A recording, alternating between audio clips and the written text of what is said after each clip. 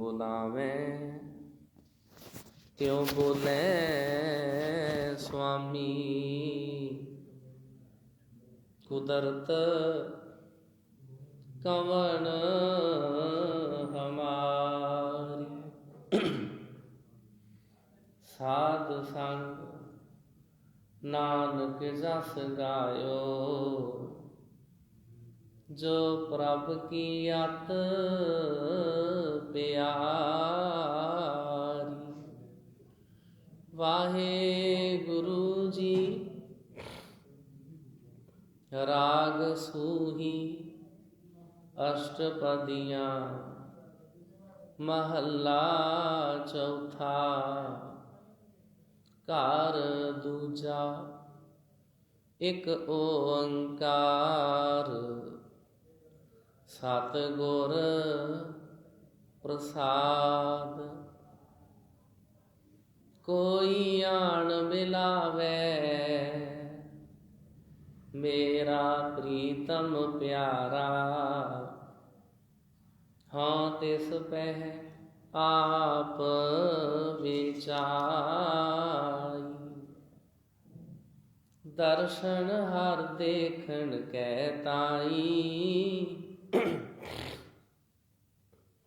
कृपा करह ता सतगुर मेलै। हर हर नाम ध्याई रहाओ। वाहिगुरु जी का खालसा, वाहिगुरु जी की फतेह। राग सूही, सूही मिलाप दा राग है। सूहा रंग मिलाप दी निशानी। अष्टपदियाँ महला चौथा। 8 पदियां तो भी वध जिस शब्द दे बंद हैं उसनों क्या है अष्टपदियाँ। महला चौथा श्री गुरु रामदास साहब जी महाराज जी की बाणी। घर दूजा, दूजे घर विच उचारण की हुई बाणी। जदों रागी ਸਿੰਘਾਂ ने निर्धारित राग दे विच इहनूं गाउणा होवे, उन्हां ने सुर ताल घर दूजे का ध्यान रखना। एक ओंकार परमात्मा जी एक ने, वो सर्व व्यापक ने। एक रस सारिਆਂ ਦੇ ਵਿੱਚ ਵਸੇ ਹੋਏ ਨੇ। सतगुर प्रसाद, ਜਿਹਦੇ ਉੱਤੇ सतगुरु की कृपा होवे परमात्मा जी उसे ਨੂੰ मिलते हैं। शब्द दियां रहाओ वालियां पंक्तियां ने। दर्शन हर देखन कै ताई। अकाल पुरख वाहिगुरु सदा हरे भरे रहन वाले परमात्मा जी दे दर्शन करन वास्ते मेरा मन तांगदा है, मेरा मन लोचदा है। मेरा मन लोचै गुर दर्शन ताई, बिलप करे चातृक की न्याई। जिवें पपीहा सवंती नछत्तर दे विचों डिगण वाली बूंद दे वास्ते तांगदा, इस तरह मेरा मन लोचै गुर दर्शन ताई। बिलप करे, बिलप बिलकदा, बिलप करे चातृक की न्याई। त्रिखा न उतरै शांत न आवे, बिन दर्शन संत प्यारे जियो।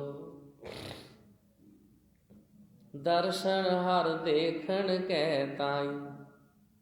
मेरे मन विच तांग है, लोचा है भी मैनू परमात्मा जी दे दर्शन होण, सारिਆਂ ਦੇ ਵਿੱਚ ਵਸਣ ਵਾਲੇ ਵਾਹਿਗੁਰੂ ਦੇ ਦਰਸ਼ਨ ਹੋਣ। मैनू सारिਆਂ ਦੇ ਵਿੱਚੋਂ परमात्मा जी ਦੇ दर्शन होण। मेरे हिरदे ਦੇ ਵਿੱਚੋਂ दुई दवैत, ऊच नीच, अमीर गरीब, जातां पातां दे सारे वितकरे खत्म हो जाण। मैनू सारिਆਂ ਦੇ ਵਿੱਚੋਂ वाहिगुरू जी दे, परमात्मा जी दे दर्शन होण।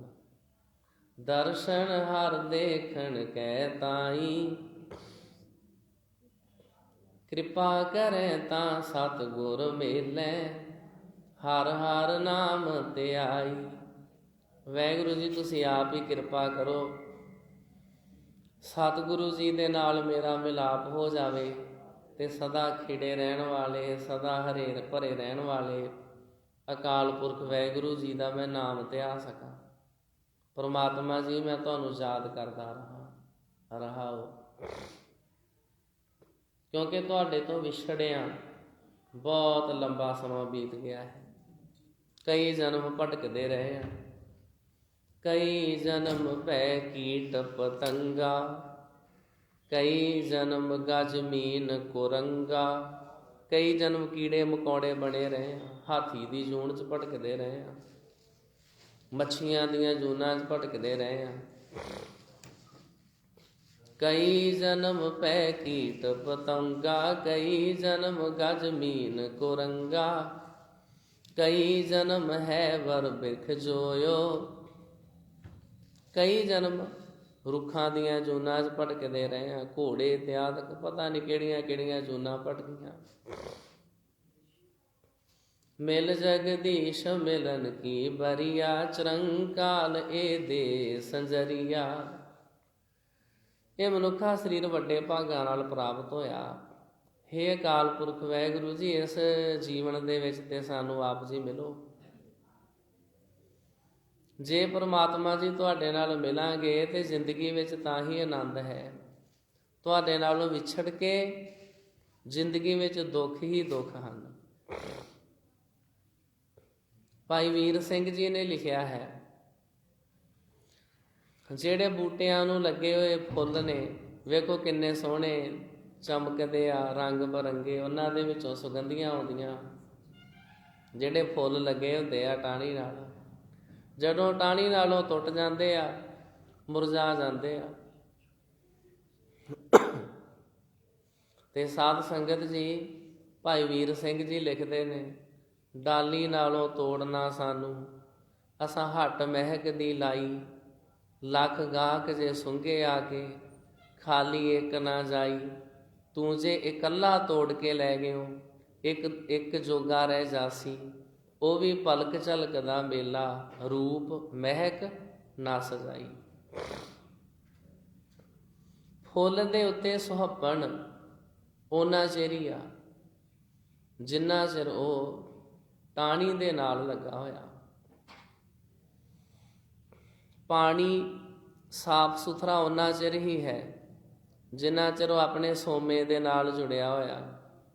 ਜਦੋਂ ਦਰਿਆਵਾਂ ਨਦੀਆਂ ਦੇ ਵਿੱਚੋਂ ਪਾਣੀ ਉਛਲ ਕੇ ਲਾਗੇ ਜਿਹੜੇ ਟੋਏ ਉਹਨਾਂ ਵਿੱਚ ਚਲਿਆ ਜਾਂਦਾ, ਉਹ ਜਿਹੜਾ ਪਾਣੀ ਆ ਕਾਲਾ ਹੋ ਜਾਂਦਾ, ਉਹਦੇ 'ਚੋਂ ਬਦਬੂ ਆਉਣ ਲੱਗ ਜਾਂਦੀ ਆ, ਵਿੱਚ ਕਿਰਮ ਪੈਦਾ ਹੋ ਜਾਂਦੇ ਆ। ਉਹ ਪਾਣੀ ਪਸ਼ੂਆਂ ਜਾਨਵਰਾਂ ਦੇ ਪੀਣ ਦੇ ਯੋਗ ਵੀ ਨਹੀਂ ਰਹਿੰਦਾ, ਜਿਹੜਾ ਪਾਣੀ ਆਪਣੇ ਸੋਮੇ ਦੇ ਨਾਲੋਂ ਟੁੱਟ ਜਾਵੇ। ਪੱਬਰ ਤੂੰ ਹਰਿਆਵਲਾ, ਕਵਲਾ ਕੰਚਨ ਵਨ, ਕੈ ਦੁਖੜੈ ਸੜਿਓਏ, ਕਾਲੀ ਹੋਈਆ ਦੇਹੁਰੀ। ਨਾਨਕ ਮੈਂ ਤਨ ਭੰਗ, ਜਾਣਾ ਪਾਣੀ ਨਾ ਲਹਾ, ਜੈਸੇ ਤੀ ਮੇਰਾ ਸੰਗ। ਜਿਤ ਡਿਠੈ ਤਨ ਪਰ ਫੜੈ, ਚੜੈ ਚਵਗਣ ਵਨ। ਫੁੱਲ ਤਾਂ ਹੀ ਖਿੜੇ ਹੋਏ ਨੇ, ਆਪਣੇ ਸੋਮੇ ਨਾਲ ਜੁੜੇ ਹੋਏ। ਕਿਸੇ ਤਲਾਬ ਦਾ ਪਾਣੀ ਉਹਨਾਂ ਚਿਰ ਹੀ ਸੋਹਣਾ ਹੈ ਅਗਰ ਉਸ ਦੇ ਵਿੱਚ ਨਵਾਂ ਪਾਣੀ ਆਉਂਦਾ ਹੈ। ਅਗਰ ਉਹ ਆਪਣੇ ਸੋਮੇ ਨਾਲੋਂ ਟੁੱਟ ਜਾਵੇ, ਫੁੱਲ ਵੀ ਮੁਰਝਾ ਜਾਂਦੇ ਨੇ, ਉਸ ਪਾਣੀ ਵਿੱਚੋਂ ਵੀ ਬਦਬੂ ਆਉਣ ਲੱਗ ਜਾਂਦੀ। ਤਾਂ ਹੀ ਕਰਕੇ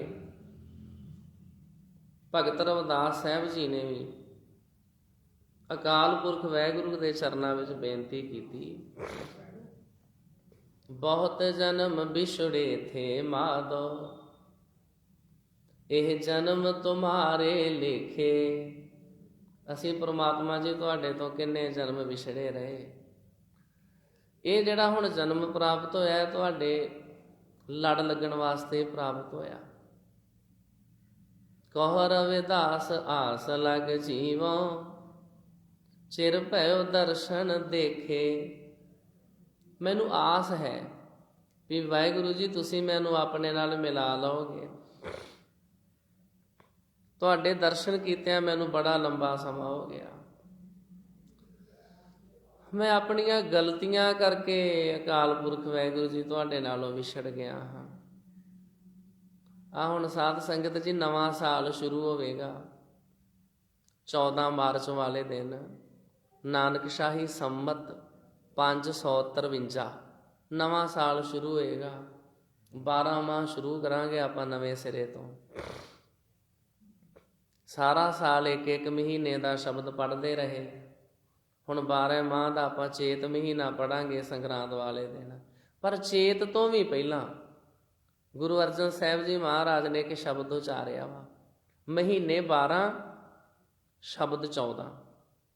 2 ਸ਼ਬਦ ਵੱਧ ਲਿਖੇ ਮਹਾਰਾਜ ਜੀ ਨੇ। ਇੱਕ ਪਹਿਲਾ ਸ਼ਬਦ ਲਿਖਿਆ, ਉਹਦੇ 'ਚ ਦੱਸਿਆ ਚੇਤ ਤੋਂ ਵੀ ਪਹਿਲਾਂ ਜਦੋਂ 12 ਮਾਹ ਸ਼ੁਰੂ ਹੁੰਦਾ, ਕਿਰਤ ਕਰਮ ਕੇ ਵਿਛੋੜੇ ਕਰ ਕਿਰਪਾ ਮੇਲੋ ਰਾਮ। ਅਸੀਂ ਵਾਹਿਗੁਰੂ ਜੀ ਕੰਮ ਹੀ ਇੱਦਾਂ ਦੇ ਕੀਤੇ, ਅਸੀਂ ਆਪ ਹੀ ਤੁਹਾਡੇ ਨਾਲੋਂ ਵਿਛੜੇ ਹੋਏ ਹਾਂ। ਤੁਸੀਂ ਥੋੜ੍ਹੀ ਸਾਨੂੰ ਆਪਣੇ ਨਾਲੋਂ ਵਿਛੋੜਿਆ, ਅਸੀਂ ਆਪ ਵਿਛੜ ਗਏ ਹਾਂ। ਸਾਡੇ ਕੰਮ ਹੀ ਨਹੀਂ ਚੰਗੇ। ਕਿਰਤ ਕਰਮ ਕੇ ਵਿਛੋੜੇ ਕਰ ਕਿਰਪਾ ਮੇਲੋ ਰਾਮ। 4 ਕੁੰਟ ਦਹਿ ਦਿਸ਼ ਭ੍ਰਮੇ ਥੱਕ ਆਏ ਪ੍ਰਭ ਕੀ ਸਾਮ। ਅਸੀਂ 4 ਦਿਸ਼ਾਵਾਂ ਦੇ ਵਿੱਚ ਭਟਕ ਭਟਕ ਕੇ ਵੇਖ ਲਿਆ, ਹੁਣ ਥੱਕ ਹਾਰ ਕੇ ਤੁਹਾਡੀ ਸ਼ਰਨ ਵਿੱਚ ਆਏ ਆ।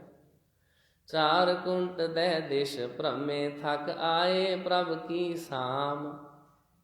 ਤੇਨ ਦੁਦੈ ਤੇ ਬਾਹਰੀ ਕਿਤੈ ਨ ਆਵੈ ਕਾਮ। ਤੇਨ ਕਹਿੰਦੇ ਗਾਂ ਨੂੰ। ਜਿਹੜੀ ਗਾਂ ਦੁੱਧ ਹੀ ਨਾ ਦੇਵੇ ਉਸ ਗਾਂ ਨੂੰ ਕੀ ਕਰਨਾ, ਲੋਕੀ ਵਾਰਾ ਹੀ ਛੱਡ ਦਿੰਦੇ ਆ। ਉਹ ਗਾਂ ਨੂੰ ਵਾਰਾ ਛੱਡ ਦਈਦਾ ਵਾ। ਫਿਰ ਸਾਡੀ ਸਰਕਾਰ ਨੇ ਉਹਨੂੰ ਸਾਂਭਣ ਵਾਸਤੇ ਬੜੇ ਵੱਡੇ ਯਤਨ ਕੀਤੇ ਹੁੰਦੇ ਆ। ਫਿਰ ਗਊਸ਼ਾਲਾ ਖੋਲ੍ਹੀਆਂ ਜਾਂਦੀਆਂ, ਪਸ਼ੂ ਸੰਭਾਲਣ ਵਾਸਤੇ ਵੱਡੇ ਵਾੜੇ ਖੋਲ੍ਹੇ ਜਾਂਦੇ ਆ। ਬਕਾਇਦਾ ਪਸ਼ੂ ਸੰਭਾਲ ਦਾ ਮਹਿਕਮਾ ਵਾ।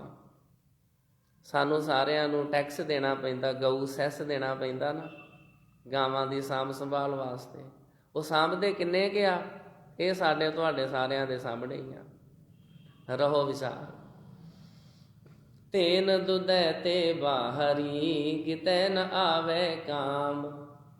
ਜਿਹੜੀ ਗਾਂ ਦੁੱਧ ਹੀ ਨਾ ਦੇਵੇ, ਲੋਕੀ ਕਹਿੰਦੇ ਵੀ ਇਹਨੂੰ ਪੱਠੇ ਖਵਾਉਣ ਵਾਸਤੇ ਰੱਖਿਆ, ਇਹਨੂੰ ਘਰੋਂ ਕੱਢੋ। ਉਹ ਕਿਸੇ ਕੰਮ ਨਹੀਂ। ਜਲ ਬਿਨ ਸਾਖ ਕੁਮ ਲਾਵਤੀ। ਉਹ ਠੀਕ ਹੈ ਵੀ ਕਿਸੇ ਨੇ ਗਊ ਦਾ ਮੂਤਰ ਪੀਣਾ ਹੋਵੇ ਉਹਦੇ ਕੰਮ ਆ ਸਕਦੀ ਹੈ। ਵੈਸੇ ਜੋ ਦੁੱਧ ਨਹੀਂ ਦਿੰਦੀ ਤੇ ਗੁਰੂ ਸਾਹਿਬ ਬਾਣੀ 'ਚ ਲਿਖਦੇ ਉਹ ਕਿਸੇ ਕੰਮ ਨਹੀਂ ਹੈ। ਤੇਨ ਦੁਦੈ ਤੇ ਬਾਹਰੀ ਕਿਤੈ ਨ ਆਵੈ ਕਾਮ। ਜਲ ਬਿਨ ਸਾਖ ਕੁਮ ਲਾਵਤੀ ਉਪਜੈ ਨਾਹੀ ਦਾਮ। ਜਿਹੜੀ ਫਸਲ ਨੂੰ ਪਾਣੀ ਨਾ ਦੇਈਏ ਉਹ ਫਸਲ ਸੁੱਕ ਜਾਵੇ,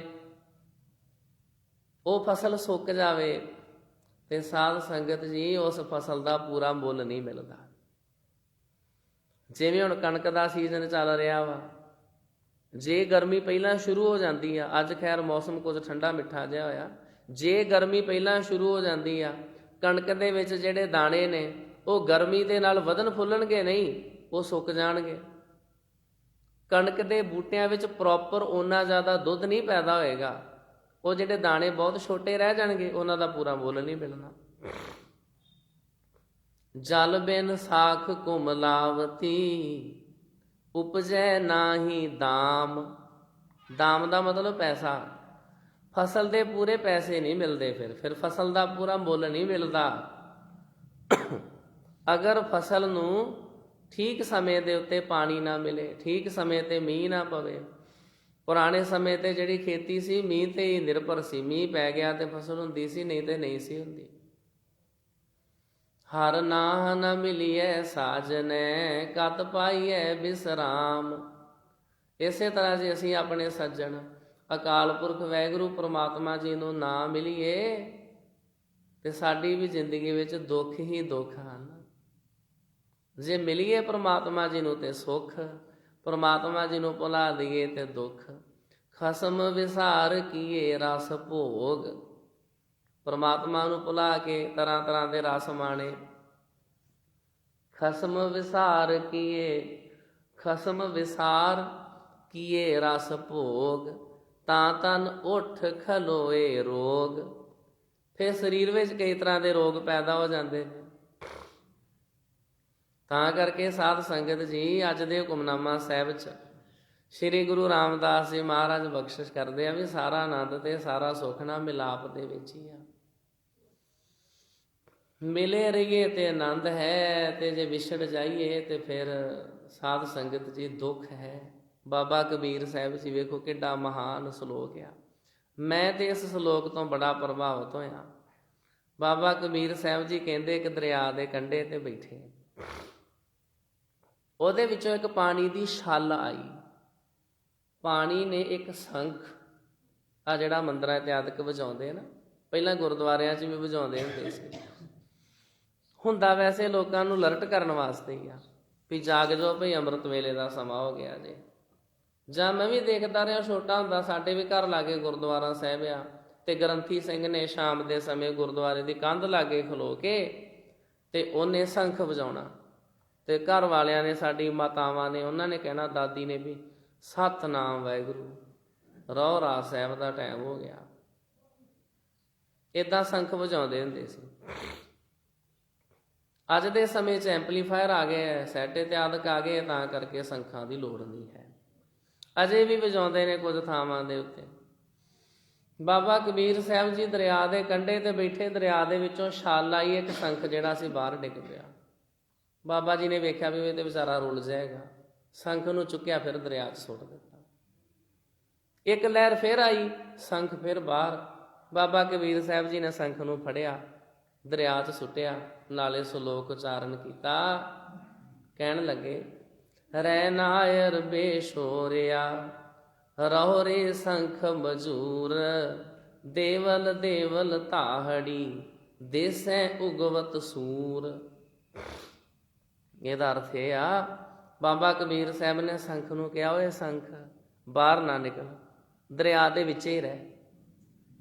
ਜੇ ਦਰਿਆ ਦੇ ਵਿੱਚੋਂ ਨਿਕਲ ਆਇਆ, ਤੈਨੂੰ ਕਿਸੇ ਨੇ ਚੁੱਕ ਕੇ ਲੈ ਜਾਣਾ, ਤੈਨੂੰ ਕਿਸੇ ਮੰਦਿਰ 'ਚ ਲੈ ਜਾਣਗੇ, ਕਿਸੇ ਦਿਵਾਲੇ 'ਚ ਲੈ ਜਾਣਗੇ, ਉੱਥੇ ਸਵੇਰੇ ਸਵੇਰ ਤੇਰੇ 'ਚ ਫੂਕਾਂ ਮਾਰਿਆ ਕਰਨਗੇ,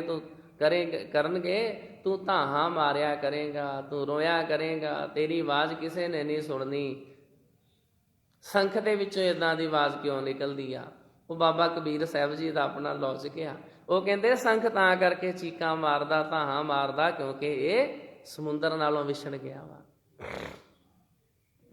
ਜੇ ਸਮੁੰਦਰ ਦੇ ਵਿੱਚ ਮਿਲਿਆ ਰਹਿੰਦਾ, ਫਿਰ ਸ਼ੰਖ ਨੂੰ ਰੋਣਾ ਨਹੀਂ ਸੀ ਪੈਣਾ। ਮਿਲੇ ਰਹੀਏ ਤੇ ਆਨੰਦ ਹੀ ਆਨੰਦ, ਜੇ ਵਿਛੜ ਜਾਈਏ ਫਿਰ ਸਾਧ ਸੰਗਤ ਜੀ ਵਿਛੋੜਾ। ਫਿਰ ਤੇ ਸਵੇਰੇ ਸਵੇਰੇ ਉਹ ਸ਼ੰਖ ਵਜਾਉਣ ਲੱਗ ਜਾਂਦੇ ਆ। ਮੰਦਰਾਂ ਇਤਿਆਦਿਕ ਦੇ ਵਿੱਚ ਵਿਚਾਰਾ ਧਾਹਾਂ ਮਾਰਦਾ ਹੈ। ਪਾਣੀ ਜ਼ਰੂਰ ਸ਼ੰਖ ਵਿੱਚ ਪਾਉਂਦੇ ਨੇ। ਸ਼ੰਖ ਵਿੱਚ ਪਾਣੀ ਪਾ ਕੇ ਰਾਜਿਆਂ ਮਹਾਰਾਜਿਆਂ ਦੇ ਪੈਰ ਵੀ ਧੋਂਦੇ ਹੁੰਦੇ ਸੀ। ਉਸ ਪਾਣੀ ਨੂੰ ਪਵਿੱਤਰ ਮੰਨਿਆ ਜਾਂਦਾ ਸੀ।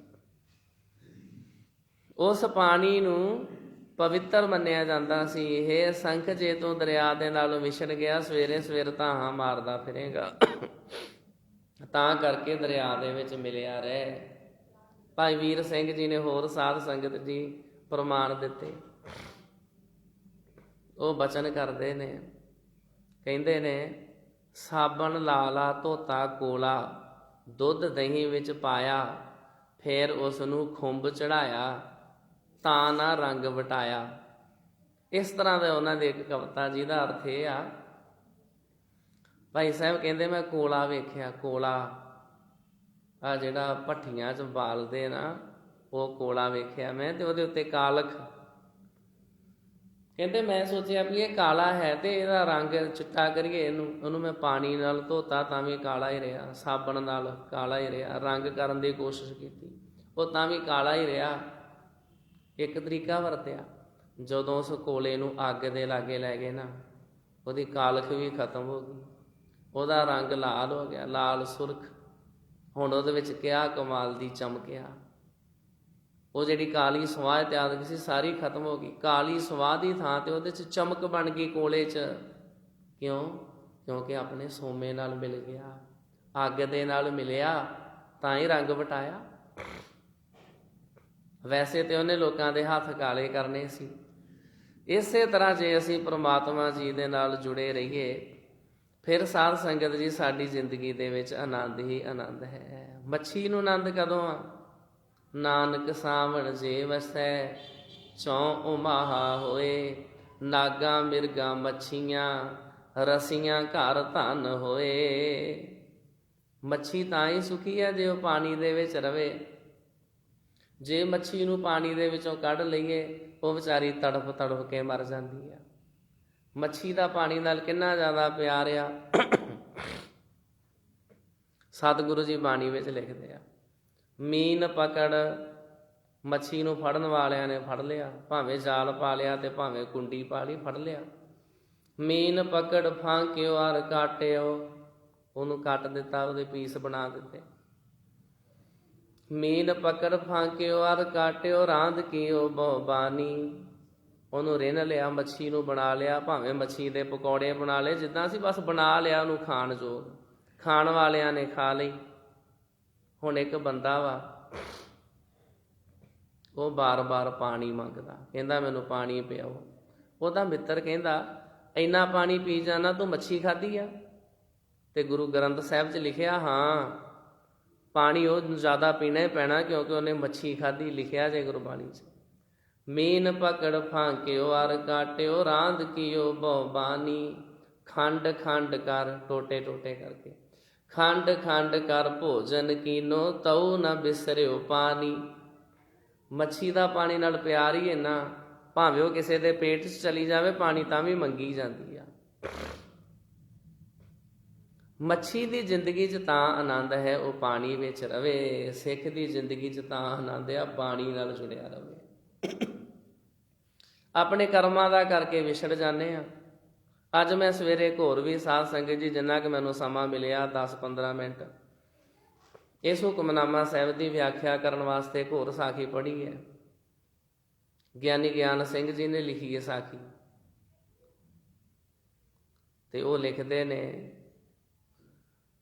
ਸ਼੍ਰੀ ਗੁਰੂ ਅਰਜਨ ਸਾਹਿਬ ਜੀ ਮਹਾਰਾਜ ਦੇ ਸਮੇਂ ਦੋ ਭਰਾ ਰਾਗੀ, ਭਾਈ ਸੱਤਾ ਤੇ ਬਲਵੰਡ, ਉਹਨਾਂ ਦੀ ਭੈਣ ਦਾ ਵਿਆਹ ਸੀ। ਉਹਨਾਂ ਨੇ ਸ਼੍ਰੀ ਗੁਰੂ ਅਰਜਨ ਸਾਹਿਬ ਜੀ ਮਹਾਰਾਜ ਨੂੰ ਬੇਨਤੀ ਕੀਤੀ ਵੀ ਸਤਿਗੁਰੂ ਜੀ ਕਿਰਪਾ ਕਰੋ, ਭੈਣ ਦਾ ਵਿਆਹ ਹੈ, ਤੇ ਤੁਹਾਨੂੰ ਪਤਾ ਹੀ ਆ ਵੀ ਤੁਹਾਡੇ ਰਾਗੀ ਸਿੰਘ ਆ, ਵੀ ਰਾਗੀਆਂ ਦਾ ਕਿੱਦਾਂ ਗੁਜ਼ਾਰਾ ਚੱਲਦਾ, ਕਿੰਨੇ ਕੁ ਲੋਕੀ ਪੈਸੇ ਦਿੰਦੇ ਆ ਪਿਛਲੇ 20 ਸਾਲਾਂ ਤੋਂ ਵਹਿੰਦੇ ਆਏ ਆ। ਤੁਹਾਨੂੰ ਵੀ ਪਤਾ ਹੀ ਆ ਸਾਰੀ ਸੰਗਤ ਨੂੰ ਵੀ 10 ਰੁਪਈਆਂ ਤੋਂ ਲੋਕੀ ਗਾਂ ਵੱਧਦੇ ਹੀ ਨਹੀਂ। ਉਹ ਰਾਗੀ ਸਿੰਘਾਂ ਨੇ ਇਸ ਤਰ੍ਹਾਂ ਹੀ ਕਿਹਾ ਗੁਰੂ ਅਰਜਨ ਸਾਹਿਬ ਜੀ ਮਹਾਰਾਜ ਨੂੰ, ਸੱਚੇ ਪਾਤਸ਼ਾਹ ਜੀ ਤੁਹਾਨੂੰ ਪਤਾ ਹੀ ਆ ਵੀ ਕਿੱਦਾਂ ਗੁਜ਼ਾਰਾ ਚੱਲਦਾ ਸਾਡਾ, ਸਤਿਗੁਰੂ ਜੀ ਕੁਝ ਵਾਧੂ ਪੈਸੇ ਦਿਓ ਤਾਂ ਕਿ ਅਸੀਂ ਆਪਣੀ ਭੈਣ ਦਾ ਵਿਆਹ ਕਰ ਸਕੀਏ। ਸ਼੍ਰੀ ਗੁਰੂ ਅਰਜਨ ਸਾਹਿਬ ਜੀ ਮਹਾਰਾਜ ਨੂੰ ਸੰਗਤ ਨਮਸਕਾਰ ਕਰਦੀ ਸੀ, ਮੱਥਾ ਟੇਕਦੀ ਸੀ, ਜਿਹੜੇ ਪੈਸੇ ਰੁਪਈਏ ਮੱਥਾ ਟੇਕਦੀ ਸੀ ਉਹ ਲਗਭਗ 500 ਰੁਪਈਆ ਰੋਜ਼ ਦਾ ਹੋ ਜਾਂਦਾ ਸੀ। ਇਸ ਤਰ੍ਹਾਂ ਲਿਖਿਆ ਗਿਆਨੀ ਗਿਆਨ ਸਿੰਘ ਜੀ ਨੇ। ਗੁਰੂ ਅਰਜਨ ਸਾਹਿਬ ਜੀ ਮਹਾਰਾਜ ਨੇ ਬਚਨ ਕੀਤਾ, ਠੀਕ ਹੈ, ਇੱਕ ਦਿਨ ਦੀ ਸਾਰੀ ਚੜ੍ਹਤ ਤੁਹਾਨੂੰ ਦੇ ਦਿਆਂਗੇ। ਉਹ ਕਹਿਣ ਲੱਗੇ ਜੀ ਠੀਕ ਹੈ। ਜਿੱਦਾਂ ਉਹਨਾਂ ਵਿਚਾਰਿਆਂ ਦੇ ਕਰਮ, ਜੋ ਵਿਚਾਰੇ ਅੰਮ੍ਰਿਤ ਵੇਲੇ ਤੋਂ ਲੱਗੇ ਕੀਰਤਨ ਕਰਨ, ਆਸਾ ਦੀ ਵਾਰ ਕਰ, ਕਿਹੜੀਆਂ ਕਿਹੜੀਆਂ ਚੌਂਕੀਆਂ ਲਾ, ਸ਼ਬਦ ਪੜ੍ਹੀ ਗਏ, ਸੰਗਤ ਆਈ ਗਈ, ਮੱਥਾ ਟੇਕੀ ਗਏ, ਅੱਜ ਦਿਨ ਚੜ੍ਹਦੇ ਤੱਕ ਕੀਰਤਨ ਕਰੀ ਗਏ ਵੀ ਜਿੰਨੇ ਪੈਸੇ ਹੋਣੇ ਸਾਰੇ ਹੀ ਸਾਡੇ। ਜਦੋਂ ਹੁੰਦਾ ਨਾ ਵੀ ਸਾਡੇ ਨਹੀਂ ਹੋਣੇ, ਉਦੋਂ ਬੰਦੇ ਨੂੰ ਥੋੜ੍ਹਾ ਜਿਹਾ ਧੱਕਾ ਵੀ ਲੱਗਦਾ ਵੀ ਮਿਹਨਤ ਮੈਂ ਕਰੀ ਜਾਣਾ ਤੇ ਮਿਲਣੇ ਤੇ ਮੈਨੂੰ ਹੈ ਨਹੀਂ ਆ। ਉਹ ਰਾਗੀਆਂ ਨੂੰ ਮਹਾਰਾਜ ਨੇ ਕਿਹਾ ਸੀ ਤੁਹਾਡੇ, ਉਹ ਵਿਚਾਰੇ ਜੋ ਅੰਮ੍ਰਿਤ ਵੇਲੇ ਤੋਂ ਲੱਗੇ ਕੀਰਤਨ ਹੀ ਕਰੀ ਗਏ, ਦਿਨ ਚੜ੍ਹ ਗਿਆ, ਚਲੋ ਜੀ ਦੀਵਾਨ ਦੀ ਹੋਈ ਸਮਾਪਤੀ। ਜਦੋਂ ਕੀਤੇ ਨਾ ਪੈਸੇ ਕਾਊਂਟ, ਗੁਰੂ ਅਰਜਨ ਸਾਹਿਬ ਦੇ ਅੱਗੇ ਵੀ ਸੰਗਤ ਨੇ ਜਿਹੜਾ ਮੱਥਾ ਟੇਕਿਆ ਸੀ, ਪਹਿਲਾਂ ਤੇ ਚੜ੍ਹਦਾ ਸੀ 500, ਅੱਜ ਰੁਪਈਆ ਚੜ੍ਹਿਆ ਸਾਰਾ 100, ਸਿਰਫ 100। ਰਾਗੀਆਂ ਵਿਚਾਰਿਆਂ ਦਾ ਬੜਾ ਮਨ ਦੁਖੀ ਹੋਇਆ ਵੀ ਮਹਾਰਾਜ ਆਹ ਤੇ ਗੱਲ ਨਾ ਬਣੀ, ਅਸੀਂ ਤੇ ਤੁਹਾਨੂੰ ਮਹਾਰਾਜ ਬੇਨਤੀ ਕੀਤੀ ਸੀ ਵੀ ਭੈਣ ਦਾ ਵਿਆਹ ਕਰਨਾ ਵਾ, ਤੇ ਗੁਰੂ ਸਾਹਿਬ ਜੀ ਉਹਨੇ ਵਿਆਹ 100 ਰੁਪਈਏ ਨਾਲ ਥੋੜ੍ਹਾ ਹੋਣਾ। ਪੁਰਾਣੇ ਸਮੇਂ ਦੀ ਗੱਲ ਆ, ਸ਼੍ਰੀ ਗੁਰੂ ਅਰਜਨ ਸਾਹਿਬ ਜੀ ਮਹਾਰਾਜ ਦੇ ਸਮੇਂ ਦੀ। ਗੁਰੂ ਅਰਜਨ ਸਾਹਿਬ ਜੀ ਮਹਾਰਾਜ ਨੇ ਸਮਝਾਇਆ, ਪਰਮਾਤਮਾ ਜੀ ਬਰਕਤ ਪਾਉਣਗੇ, ਕੋਈ ਨਹੀਂ ਇਹ ਲੈ ਲਓ ਹੋਰ ਵੀ ਤੁਹਾਡੀ ਮਦਦ ਕਰਾਂਗੇ। ਉਹ ਗੁੱਸੇ ਹੋਏ ਵੀ ਨਹੀਂ ਮਹਾਰਾਜ ਤੁਸੀਂ ਸਿੱਖਾਂ ਨੂੰ ਕਹਿ ਦਿੱਤਾ ਹੋਣਾ ਵੀ ਅੱਜ ਜਿਹੜੀ ਚੜ੍ਹਤ ਆ ਸਾਰੀ ਰਾਗੀਆਂ ਨੂੰ ਜਾਣੀ, ਤਾਂ ਕਰਕੇ ਇਹਨਾਂ ਨੇ ਜਾਣ ਬੁੱਝ ਕੇ ਨਿੱਕੇ ਸਿੱਕਿਆਂ ਦਾ ਮੱਥਾ ਟੇਕਿਆ ਜਾਣ ਬੁੱਝ ਕੇ। ਨਾਰਾਜ਼ ਹੋ ਗਿਆ, ਘਰ ਚਲੇ ਗਏ। ਅਗਲੇ ਦਿਨ ਅੰਮ੍ਰਿਤ ਵੇਲੇ ਕੀਰਤਨ ਕਰਨ ਹੀ ਨਾ ਆਏ। ਗੁਰੂ ਸਾਹਿਬ ਜੀ ਨੇ ਸਿੱਖਾਂ ਨੂੰ ਭੇਜਿਆ, ਨਾ ਕਰ ਦਿੱਤੀ। ਬਾਬਾ ਬੁੱਢਾ ਸਾਹਿਬ ਨੂੰ ਭੇਜਿਆ, ਨਾ ਕਰ ਦਿੱਤੀ, ਅਸੀਂ ਨਹੀਂ ਜੀ ਕੀਰਤਨ ਕਰਨਾ। ਜਦੋਂ ਸਾਨੂੰ ਕੋਈ ਫਾਇਦਾ ਨਹੀਂ ਹੁੰਦਾ ਕੀਰਤਨ ਕਾਹਦੇ ਲਈ ਕਰੀਏ। ਕਈ ਸਾਡੇ ਕੀਰਤਨੀਏ ਸਿੰਘ ਗਾਇਕ ਬਣ ਗਏ ਆ, ਕਈਆਂ ਨੇ ਰੈਡੀਮੇਡ ਕੱਪੜਿਆਂ ਦੀਆਂ ਦੁਕਾਨਾਂ ਖੋਲ੍ਹ ਲਈਆਂ। ਇੱਕ ਸਾਡਾ ਗ੍ਰੰਥੀ ਹੁੰਦਾ ਸੀ, ਉਹਨੇ ਜੋ ਅੰਬ ਸਾਹਿਬ ਤੋਂ 3 ਵੀਲਰ ਚਲਾਉਣਾ ਤੇ ਨਾਢਾ ਸਾਹਿਬ ਉਹਦੀ ਡਿਊਟੀ, ਉਹਨੇ 3 ਵੀਲਰ ਲੈ ਜਾਣਾ, ਨਾਲੇ ਉਹਨੇ ਰਾਹ 'ਚੋਂ ਸਵਾਰੀਆਂ ਚੜ੍ਹਾ ਲੈਣੀਆਂ। ਇਹੋ ਜਿਹੇ ਹਾਲਾਤ ਨੇ, ਰਹੋ ਵਿਚਾਰ। ਰਾਗੀ ਸਿੰਘ ਨਾਰਾਜ਼ ਹੋ ਗਏ, 2 ਵਾਰੀ ਸੱਦਾ ਘੱਲਿਆ, ਕੀਰਤਨ ਕਰਨ ਹੀ ਨਾ ਆਏ। ਤੀਸਰੀ ਵਾਰੀ ਸ੍ਰੀ ਗੁਰੂ ਅਰਜਨ ਸਾਹਿਬ ਜੀ ਮਹਾਰਾਜ ਆਪ ਗਏ। ਮਹਾਰਾਜ ਕਹਿੰਦੇ ਗੁਰੂ ਕੇ ਪਿਆਰਿਓ ਰਾਗੀ ਸਿੰਘੋ ਆਓ, ਮਹਾਰਾਜ ਦੀ ਬਾਣੀ ਪੜ੍ਹੋ, ਕੀਰਤਨ ਕਰੋ। ਉਹ ਕਹਿੰਦੇ ਜੀ ਕੀਰਤਨ ਕਾਹਦਾ ਕਰੀਏ, ਜਦੋਂ ਸਾਡਾ ਘਰ ਹੀ ਨਹੀਂ ਪੂਰਾ ਹੁੰਦਾ, ਜਦੋਂ ਸਾਡਾ ਗੁਜ਼ਾਰਾ ਹੀ ਨਹੀਂ ਚੱਲਦਾ। ਆਖਰ ਸਾਡੀਆਂ ਵੀ ਕੋਈ ਲੋੜਾਂ ਨੇ। ਗੁਰੂ ਸਾਹਿਬ ਨੇ ਕਿਹਾ ਨਹੀਂ, ਪ੍ਰਮਾਤਮਾ ਜੀ ਕਿਰਪਾ ਕਰਨਗੇ। ਭਾਈ ਸੱਤਾ ਤੇ ਬਲਵੰਡ ਕਹਿਣ ਲੱਗੇ ਜੀ ਮਹਾਰਾਜ ਨਹੀਂ, ਇਹ ਗਲਤ ਹੋ ਰਿਹਾ ਵਾ। ਵੇਖੋ ਅਸੀਂ ਕੀਰਤਨ ਕਰਦੇ ਹਾਂ ਤਾਂ ਹੀ ਸੰਗਤ ਆਉਂਦੀ ਆ, ਅਸੀਂ ਸਾਜ਼ ਵਜਾਉਂਦੇ ਹਾਂ, ਮਿਹਨਤ ਕਰਦੇ ਹਾਂ, ਕੀਰਤਨ ਕਰਦੇ ਹਾਂ ਤਾਂ ਹੀ ਸੰਗਤ ਆਉਂਦੀ ਆ। ਜੇ ਭਲਾ ਤੁਸੀਂ ਇਕੱਲੇ ਬੈਠੇ ਰਹੋ ਗੁਰਤਾ ਗੱਦੀ ਤੇ ਕਿੰਨੀ ਕੁ ਸੰਗਤ ਆ ਜੇ। ਸਤਿਗੁਰੂ ਜੀ ਚੁੱਪ ਰਹੇ। ਫਿਰ ਉਹਨਾਂ ਨੇ ਕਿਹਾ ਸਤਿਗੁਰ ਸੱਚੇ ਪਾਤਸ਼ਾਹ ਜੀ, ਸਾਡੇ ਖਾਨਦਾਨ ਚੋਂ ਸਾਡੇ ਵੱਡੇ ਵਡੇਰੇ ਭਾਈ ਮਰਦਾਨਾ ਜੀ ਨੇ ਰਬਾਬ ਵਜਾਈ, ਗੁਰੂ ਨਾਨਕ ਸਾਹਿਬ ਨੂੰ ਤਾਂ ਹੀ ਬਾਣੀ ਆਈ। ਜੇ ਸਾਡਾ ਭਾਈ ਮਰਦਾਨਾ ਗੁਰੂ ਨਾਨਕ ਸਾਹਿਬ ਨਾਲ ਨਾ ਜਾਂਦਾ ਤੇ ਗੁਰੂ ਨਾਨਕ ਸਾਹਿਬ ਕਿੱਥੋਂ ਬਾਣੀ ਉਚਾਰਨ ਕਰ ਲੈਂਦੇ। ਸ਼੍ਰੀ ਗੁਰੂ ਅਰਜਨ ਸਾਹਿਬ ਜੀ ਮਹਾਰਾਜ ਨੂੰ ਆਪ ਨੂੰ ਤੇ ਜੋ ਉਹਨਾਂ ਨੇ ਕਿਹਾ ਸੀ ਗੁਰੂ ਸਾਹਿਬ ਨੇ ਜ਼ਰ ਲਿਆ। ਜਦੋਂ ਉਹਨਾਂ ਨੇ ਹੁਣ ਗੁਰੂ ਨਾਨਕ ਸਾਹਿਬ ਜੀ ਮਹਾਰਾਜ ਦੇ ਬਾਰੇ ਅਪਸ਼ਬਦ ਬੋਲੇ, ਗੁਰੂ ਸਾਹਿਬ ਕੋਲੋਂ ਜਰੇ ਨਾ ਗਏ। ਸਤਿਗੁਰ ਸੱਚੇ ਪਾਤਸ਼ਾਹ ਨੇ ਕਿਹਾ ਤੁਸੀਂ ਫਿੱਟ ਗਏ ਹੋ, ਹੰਕਾਰੀ ਹੋ ਗਏ ਹੋ ਤੁਸੀਂ, ਤੁਹਾਨੂੰ ਤੁਹਾਡੇ ਕੀਤੀ ਦਾ ਫਲ ਮਿਲੇਗਾ। ਰਾਗੀਆਂ ਨੂੰ ਕੋੜ ਹੋ ਗਿਆ। ਗੁਰੂ ਸਾਹਿਬ ਨੇ ਕਿਹਾ ਇਹਨਾਂ ਦੀ ਫਰਮਾਇਸ਼ ਨਾ ਸਾਡੇ ਕੋਲ ਕੋਈ ਲੈ ਕੇ ਆਵੇ।